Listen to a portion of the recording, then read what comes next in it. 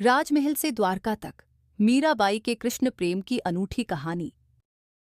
मीराबाई और उनकी कृष्ण भक्ति की कहानी एक ऐसी कथा है जो भक्ति, प्रेम और समर्पण की सच्ची मिसाल प्रस्तुत करती है। ये एक ऐसे व्यक्ति की कहानी है जिसने सांसारिक मोह और राजसी वैभव को त्याग कर अपने आराध्य श्रीकृष्ण के चरणों में अपना संपूर्ण जीवन समर्पित कर दिया। मीराबाई का जन्म 1998 ईस्वी में राजस्थान के कुंभलगढ़, वर्तमान में पाली जिला के मेड़ता राज्य में हुआ था। उनके पिता रतन सिंह राठौड़ एक प्रतिष्ठित राजपूत शासक थे। मीरा का बचपन राजसी वातावरण में बीता, लेकिन उनका मन सांसारिक सुख सुविधाओं से अधिक आध्यात्मिकता में था। एक घटना ने उनके जीवन को पूरी तरह से बदल दिया। जब मीराबाई केवल 4-5 वर्ष की थीं, तब उन्होंने पहली बार भगवान श्रीकृष्ण की मूर्ति देखी। ये उनके लिए कोई साधारण मूर्ति नहीं थी, यह उनका जीवन साथी था।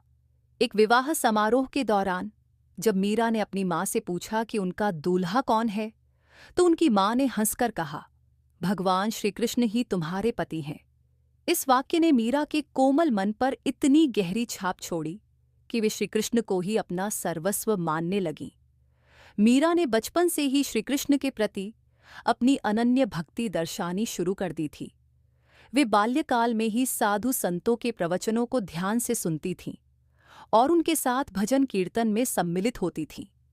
उनके कंठ से निकले भजन सुनकर लोग भाव विभोर हो जाते थे। जब वे अकेली होतीं, तब अपने आराध्य श्रीकृष्ण की प्रतिमा से बातें करतीं, उन्हें झूला झुलातीं और उनसे अपने मन की बातें साझा करतीं। समय बीतता गया और मीरा की कृष्ण भक्ति गहराती गई।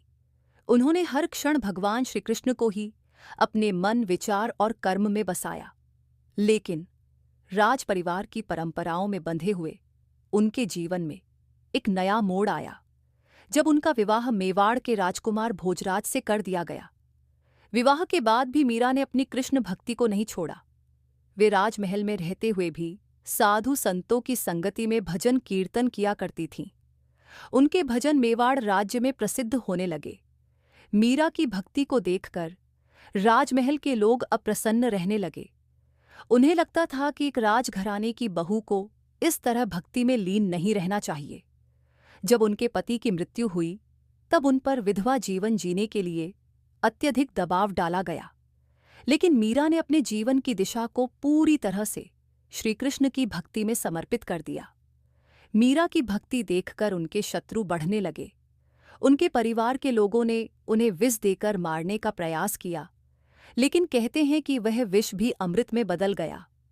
उन्होंने सर्प से डसवाने का भी प्रयास किया, लेकिन वह सर्प मीरा को कोई नुकसान नहीं पहुंचा सका।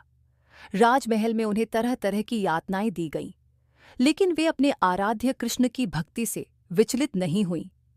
हर कठिनाई को उन्होंने प्रेमपूर्वक सहा और अपनी भक्ति को और गहराई दी। इन अत्याचारों से तंग आकर मीरा ने मेवाड़ छोड़ दिया और वृंदावन चली गईं। वहां उन्होंने श्रीकृष्ण की भक्ति में अपने दिन रात बिताने शुरू कर दिए। वे साधु संतों की संगति में रहीं और भजन कीर्तन करती रहीं। वृंदावन में मीरा को एक नई आत्मिक स्वतंत्रता मिली।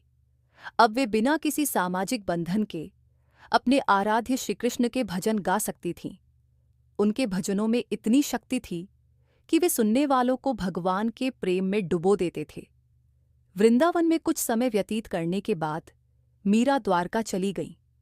वहां उन्होंने भगवान श्रीकृष्ण के चरणों में अपना संपूर्ण जीवन समर्पित कर दिया। कहते हैं कि वहां उन्होंने श्रीकृष्ण से सीधे संवाद करना प्रारंभ कर दिया था। भक्तों के अनुसार 1547 ईस्वी में द्वारका के मंदिर में भजन गाते हुए वे श्रीकृष्ण की मूर्ति में समा गईं। ये घटना उनकी भक्ति की चरम सीमा को दर्शाती है। मीराबाई ने हजारों भजन रचे जो आज भी भक्तों को ईश्वर की भक्ति में लीन कर देते हैं। उनके भजनों में प्रेम, वेदना, समर्पण और भक्ति का अनूठा संगम देखने को मिलता है। मीराबाई की भक्ति, प्रेम और समर्पण हमें यह सिखाता है कि सच्ची भक्ति के मार्ग में कोई बाधा नहीं होती। जिन्होंने श्रीकृष्ण को अपना सर्वस्व माना, उन्होंने संसार की हर कठिनाई को सहकर भी अपनी आस्था को बनाए रखा। उनकी गाथा हमें निस्वार्थ प्रेम और सच्चे समर्पण का मार्ग दिखाती है। आज भी उनके भजन हमें भक्ति रस में सराबोर कर देते हैं।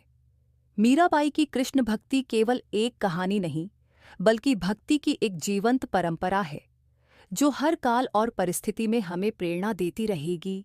उनके भजनों की अमृता उनकी भक्ति का प्रमाण है। दोस्तों, आपको ये कहानी कैसी लगी हमें कमेंट करके ज़रूर बताएं। ऐसी ही ज्ञानवर्धक वीडियो के लिए हमारे चैनल को सब्सक्राइब करें।